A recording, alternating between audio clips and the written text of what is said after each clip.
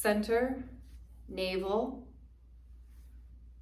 to head, to tail, to arms, to legs, 6 limbs. 6-limbed starfish.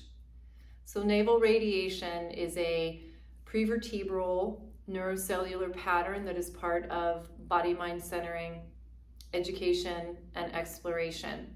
And prevertebral means that we are exploring this without our bony spine first. We are still in fluid, so this is in utero. And it is where we grow our umbilical cord. And that is where all of our nurturance is coming through. And we have that pattern of having something connecting right to our center. And then we begin to move from that information, and that movement is, creating these pathways through all of our limbs equally at this point. So we aren't head-centric yet. We don't have this vertical axis yet. So returning to this is really helpful to find areas where the pathway is disrupted, or it just never really had a nice strong completion.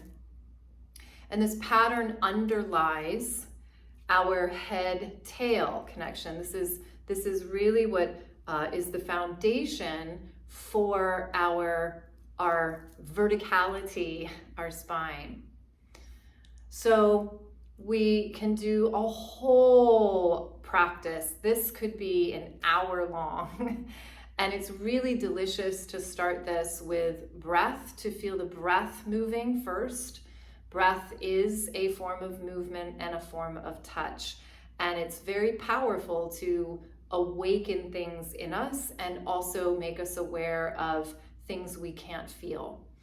So we could do this whole breath pattern, and I do that in my workshops. So I'm just going to take you through a navel radiating rolling pattern to practice that fluid practice with the balloon before you do this, and then also breathing, so you're taking time with each limb, is going to prepare your body in a much greater way than how we are going to practice this.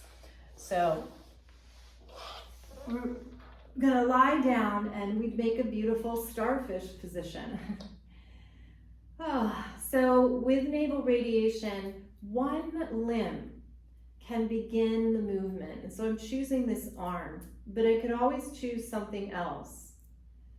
And this limb is informing all of my other limbs how to organize themselves in order to move in this direction. And all of my limbs are organizing through this center.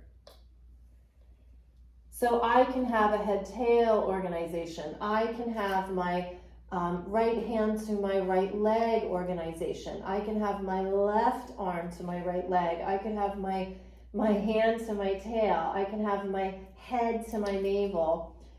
All of these different combinations. And then my foot is going to take me back. So I'm going to start that through my toe. And I don't want to be overly muscular. I want to find the tone that I practiced when I had that balloon. And this can be quite challenging for a lot of people because we've lost some of this patterning, or we never really completed it.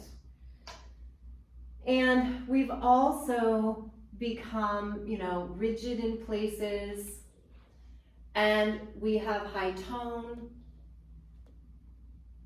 which can cause holding, guarding. So just rolling onto that side, and then the foot can reach back. So remember, prevertebral, so no bones. Let your limb and the tone be what creates the impulse to move. Feel the support underneath you. This isn't about making a specific shape.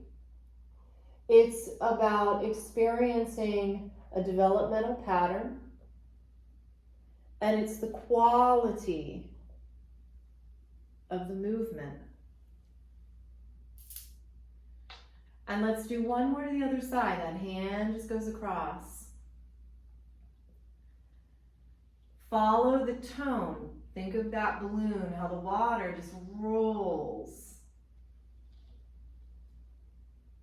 right through it. Pausing when you arrive. There's no need to get somewhere else. Feel where you are. And then that toe can lead you. Navel radiating pattern. You know what? I'm going to do one more with you. Draw your limbs in. All of your limbs. Head, tail. So here's that precursor for our head, tail. And then send everything out equal. Head, tail, arms, and legs. Let's try that again.